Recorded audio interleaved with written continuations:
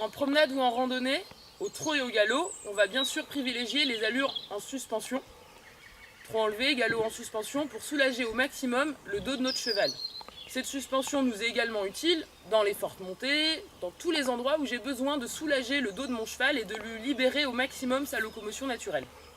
Il est important d'avoir la bonne position en suspension pour que cela soit optimal pour le confort du cheval et le mien. Pour tenir cette position en suspension longtemps, ce qui est un peu le but en randonnée, il faut vraiment que je sois au-dessus de mon pied, que j'ai trouvé cet équilibre facilement, sans me raccrocher aux rênes, sans retomber dans ma selle. Imaginez-vous faire une randonnée de 30 km à pied avec un sac à dos mal ajusté de 20 kg qui va vous rebondir dans le dos à chaque pas. Si j'ai un réglage d'étrier qui me permet de mettre légèrement en suspension, on ne va pas chercher une position très au-dessus de la selle. L'intérêt, c'est vraiment de transférer son poids dans les étriers.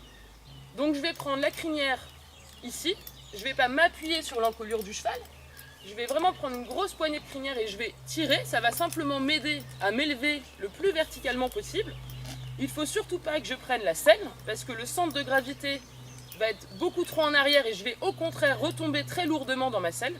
Pour être sûr, si je débute, de ne pas avoir le réflexe de me raccrocher aux rênes, je peux pour le coup tenir mes rênes avec ma selle ici longue. Et je vais, de la même façon que je vais chercher à me redresser, imaginer ce fil au-dessus de ma tête, regarder loin devant moi, et par une grande inspiration, je peux me mettre en suspension.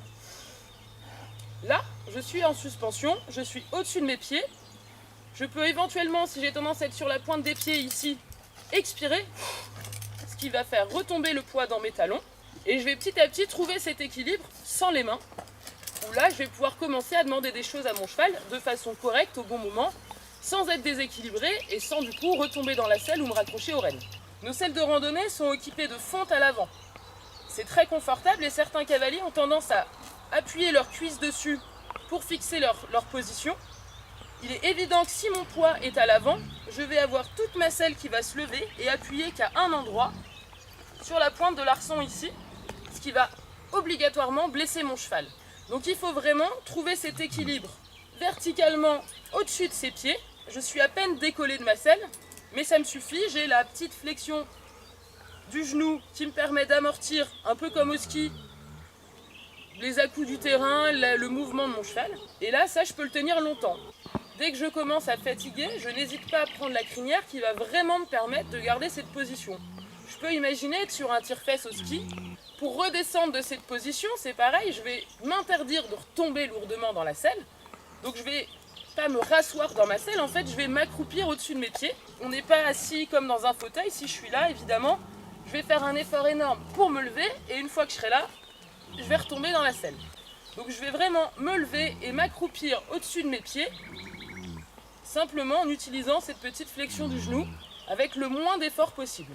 Une fois que j'ai trouvé un équilibre qui me paraît bien, où je suis bien, je vais essayer d'utiliser mon caméscope intérieur pour que mon corps mémorise cette position, pour pouvoir y revenir régulièrement dès que je serai dans l'inconfort. Et il est évident que tant qu'on n'a pas trouvé ces équilibres, en suspension 2 points, 3 points, il est impensable de vouloir demander quelque chose au cheval, le diriger, puisqu'on va toujours avoir des actions parasites, des à-coups dans la bouche. Donc tant que je ne suis pas en équilibre, je ne peux rien demander à mon cheval.